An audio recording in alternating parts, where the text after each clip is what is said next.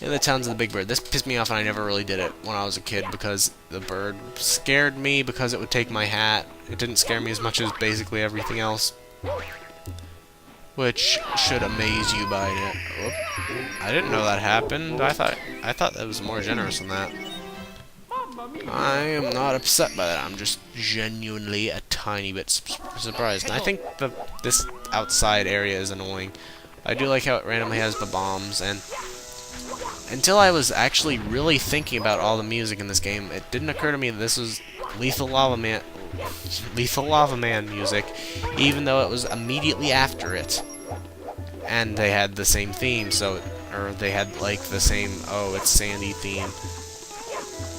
I don't know what instrument that is, but it does work for both the desert and generic lava field. Maybe it's because my brain doesn't have any music specifically assigned to generic lava field, but still. So I think, yeah, you can actually basically not go anywhere with that. Not entirely, but close enough. So if you can't tell, I am just gonna bite the bullet, and I keep saying bite the bullet without really knowing what it means. I assume it just means do what you don't want to do because it's there or something. Okay, yeah, I should quit saying things I don't know what they mean, but other than that, okay, beheaded that guy, avoided drama, didn't fall in there. I'm probably gonna just get the... Yeah, there's nothing preventing me from getting the red coin star and the 100 coin star before Klepto's all angry at me and bothering me. This is actually a tricky crate to open because you have to throw it in a way that it breaks against that so it doesn't just fly off into the abyss and get eaten by a tox box or something. I don't know if it's common knowledge or not, but those guys that are rolling around back there are called tox boxes.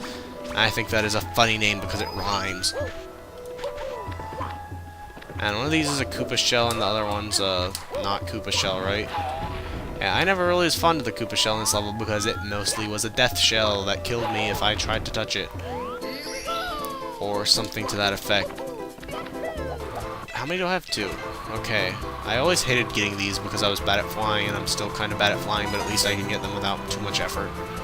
Is this coins? No, it's a 1-up. Whatever, I'll take it. Even if it didn't want to be taken. So close yet so far. I should probably get that wing cap. Oh yeah, I think this might be the only level 2. Whoops, I pissed off the bird.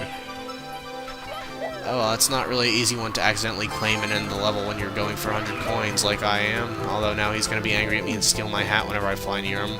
Which I don't know if that actually happens while you're in the air, but if it does, oh, that would be horrible.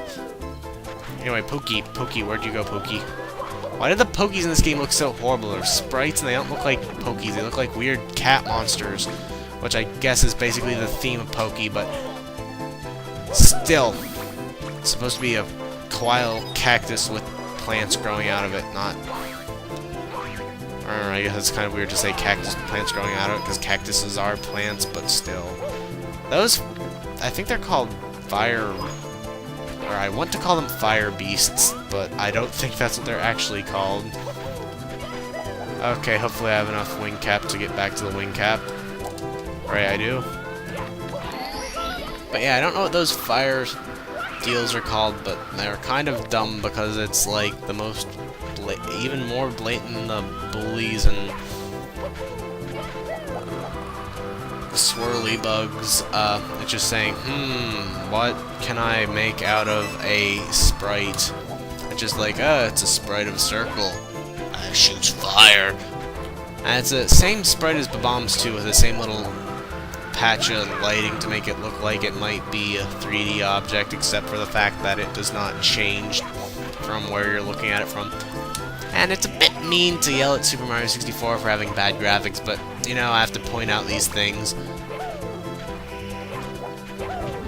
Okay, why didn't that kick off its head? I think you can jump on their head, but I'm not really sure. I might be thinking of a real 3D game that has 3D things instead of just sprites that make me confused and upset. I'm not sure what the cannon is for in this level, actually. Yeah, I think it might be for the flying around to get blue coins, and for some reason I randomly enunciate my words like this, and I'm not really sure why I do it, but I certainly seem to be doing it a frequent amount. But, yeah, I don't really know, what the point of the cannon is, considering you don't need it for anything. And most of the things in this game you do need for something. Oh, I did not realize what a bad idea that is. There's not, I would say not quite, but there's not nearly 100 coins in this level. Is it possible to get over there through walking? Because if it is, I'm doing it. I don't want to try.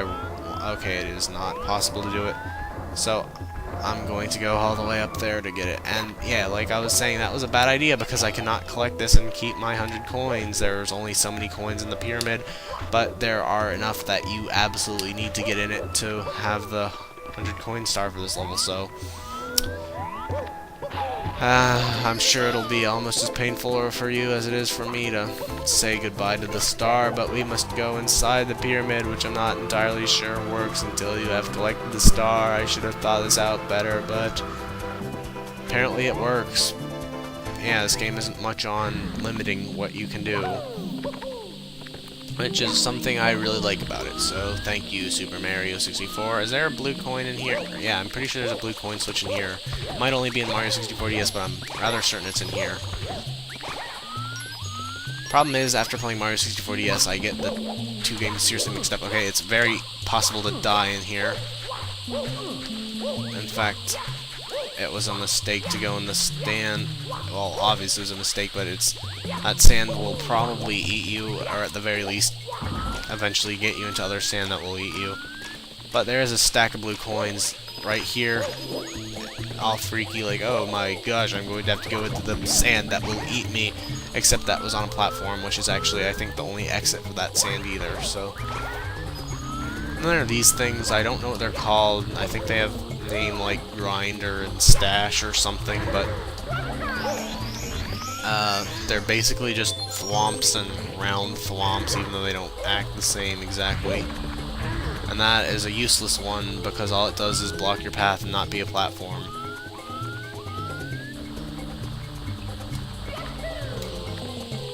Okay, I think I can triple jump up here.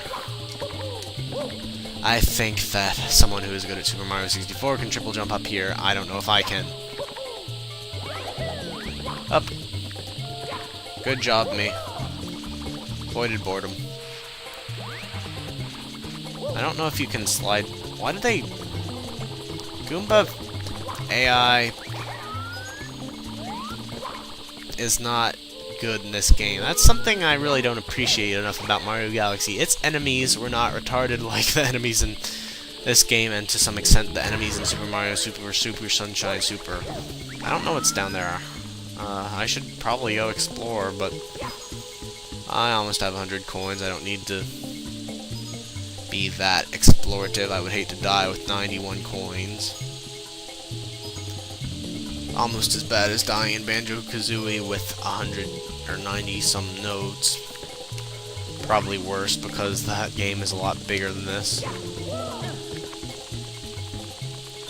Yeah, I don't think I really dwell much on it.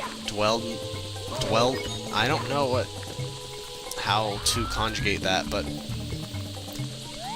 getting all the notes in Banjo-Kazooie is quite an endeavor, unless you're playing on the Xbox Live version, where they got rid of the fact where your notes reset when you die. And I should not be talking about Banjo-Kazooie during a Super Mario 64 Let's Play, but I seem to be quite the maverick these days, just talking about whatever I think about. Okay, I have no idea what that's for.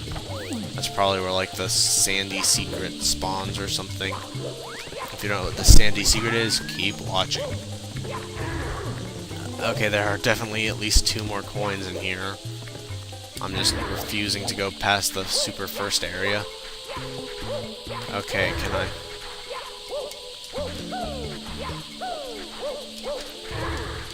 Okay, fine, maybe those... Yeah, I guess those platforms could be, if you somehow jumped out here like I did, for you to get back, even though that doesn't work that well if you try to do it that way. Or that way. Almost as if you needed to follow them like some kind of path to an area where there wasn't a gate. That is just absurd. I'm not really sure which way I'm supposed to go here. I guess it's this way since it has the thing that lets me go up more that I ignored when I first went over here.